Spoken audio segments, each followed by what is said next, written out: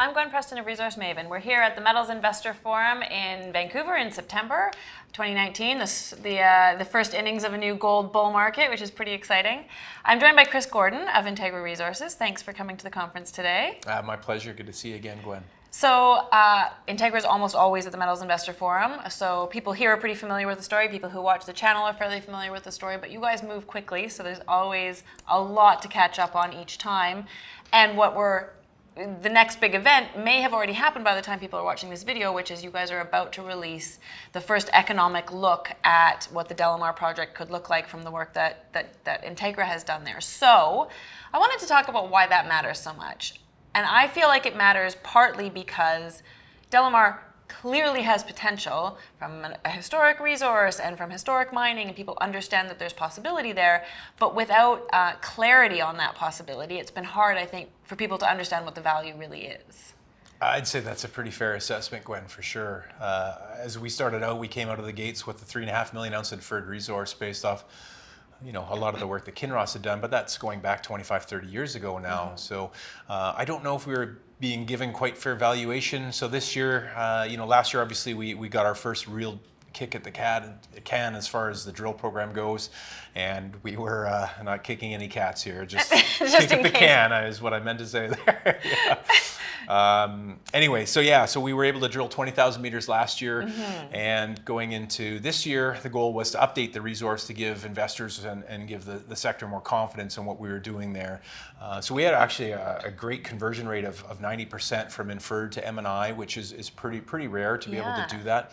Obviously, having all the historic core and data from Kinross, and we kind of, looked at that again, and that enabled us to convert at a high rate, along with some of the drills, the twinning that we did on the project. So at DeLamar, so now we went from 3.5 million ounces of inferred to 3.9 million ounces of M&I, and an additional 500,000 ounces of inferred, so a total of 4.4. So we're starting to get to that kind of critical mass now with the project. So obviously, the next thing people want to see does this make sense from an economic perspective, as you alluded to there. So we're unfortunately just a few days off on our timing for the Metal Investor Conference and the interview here. So next week on Monday or Tuesday, you'll see that PEA come out.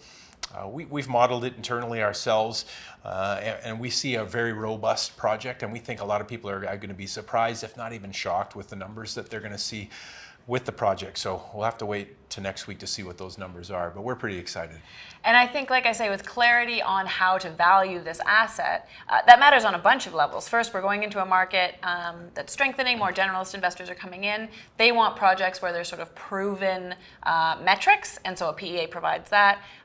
As the market strengthened, Integra has also, its share price has responded, and so now, both with the clarity of a development asset and with sort of having hit $100 million market cap, that actually opens you up to a new group of investors. So it all sort of is coming together at a good moment. Yeah, agreed. Certainly a lot of the bigger funds and institutional investors have either a 100 million market cap threshold before they can participate, or you have to be development stage. It really depends from fund to fund. But and that's where I see a huge opportunity going forward. I mean, obviously we made money for institutional investors with Integra Gold, and now people are calling this Integra 2.0. So we do have some of them on board, but it does open the door. And I think in terms of looking at it from a retail perspective, I think the opportunity here is, if you even back up a half a step there and you look at the macro of the sector, there's been very little capital coming in for exploration in the last, say, 8 years approximately. So there haven't been a lot of new discoveries. Mm-hmm. So when you look at sort of in tier 1 jurisdictions like Canada, Australia, and the US, there's only 29 deposits that have 3 million ounces of gold equivalent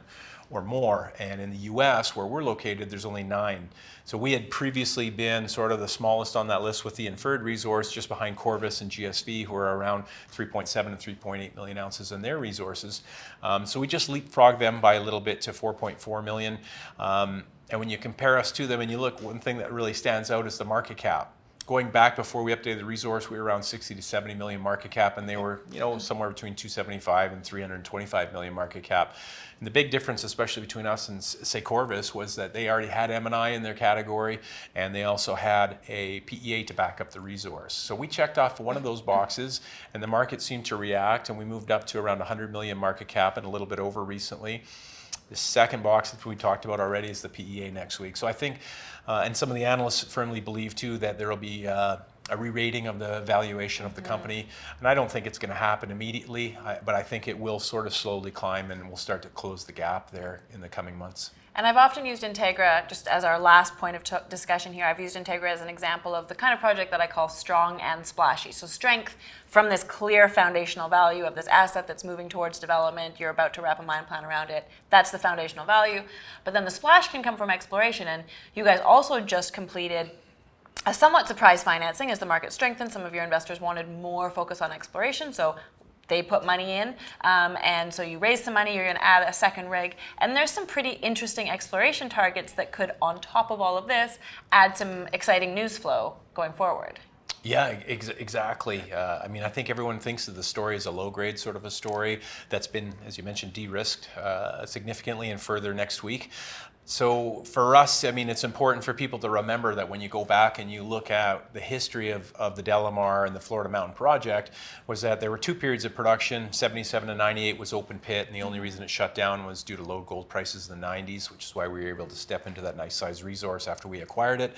But you go back to the late 1800s into the early 1900s, and they were underground mining with primitive mining methods, averaging 30 gram per ton gold with a 15 gram per ton cutoff, which I think anyone would love to have that as just their average these days. So we now have a bit more capital, and we'll be adding a couple more drills. So getting into Q1, I would anticipate would be the timing on starting to test some of these other targets in an area that's about 5 kilometers northwest of DeLamar, where we have the low-grade resource existing, which is an low sulfidation epithermal system there. This is another one of those systems, and typically when you look at these types of deposits, the productive zones aren't usually hit until you get to around 200 to 300 meters deep, and all the historic drilling here has been done at an average of about 100 meters deep. So we think that there is hopefully an opportunity to turn this into not only an advanced stage, development stage, low-grade story, but also one that has some high-grade flavor as well, as we all know the market seems to love that. So. Well, you guys are busy, you've got lots coming up, and yeah, your plates are full, so I look forward to keeping up with the story, and thanks for joining us today.